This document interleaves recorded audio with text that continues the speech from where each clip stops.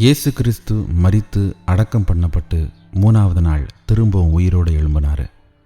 கொஞ்சம் யோசிச்சு பாருங்க, இந்த உலகத்தில் எத்தனையோ கோடிக்கணக்கான மக்கள் பிறந்து வாழ்ந்து மரித்து போயிருக்காங்க. ஆனால் யாருமே இயேசு கிறிஸ்து மாதிரி மரித்து திரும்பவும் உயிர் பெற்று வாழலை.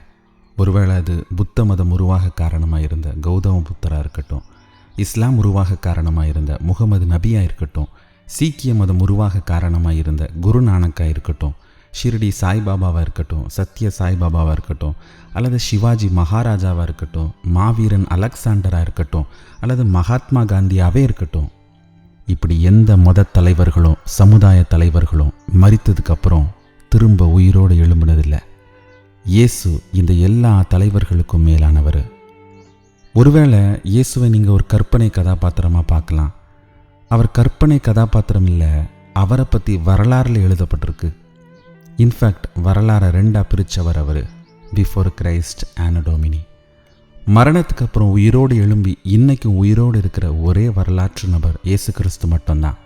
இன்ஃபேக்ட் இதுதான் கிறிஸ்தவ மார்க்கத்தை மற்ற மதங்களிலிருந்து தனித்துவமாக காட்டுது. ஏன்னா எல்லா மதத்தை பின்பற்ற மக்களுடைய வாழ்க்கையிலையும் இயற்கைக்கு அப்பாற்பட்ட காரியங்கள், அதாவது அற்புதங்கள் நடக்குது. ஆனால் உயிர் தெழுந்தது இயேசு கிறிஸ்து மட்டும்தான். மற்ற மத தலைவர்கள் திரும்ப உயிர் அடையலை. அதனால் வெறும் அற்புதத்துக்காக மட்டும் இயேசுவை ஆராதிக்கிறது முட்டாள்தனம். ஏன்னா எல்லா மதங்கள்லேயும் அற்புதங்கள் நடக்குது.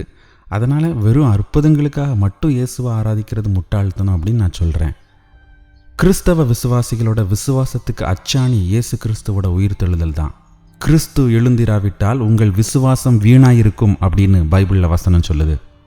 இயேசுவோட உயிர்த்தெழுதலை பற்றி பேசும்போது அவர் எதுக்காக இந்த உலகத்துக்கு வந்தார், எதுக்காக மரித்தார்னு நம்ம பேசி ஆகணும்.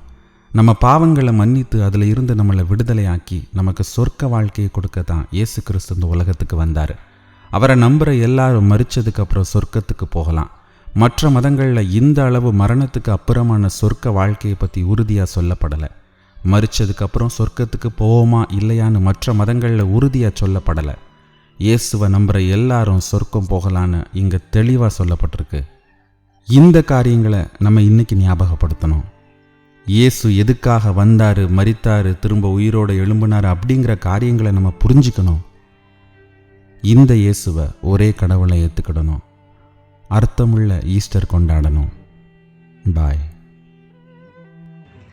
கவலைகள் தீர்ப்பார், கண்ணீர் துடைப்பார், கடைசி மட்டும் கைவிடாதிருப்பார், பாவ மன்னிப்பளிப்பார், பாக்கியம் கொடுப்பார், பரம பதவியினுள் என்றனை எடுப்பார். என் மீட்பர் உயிரோடிருக்கையிலே என்ன குறை உண்டு நீ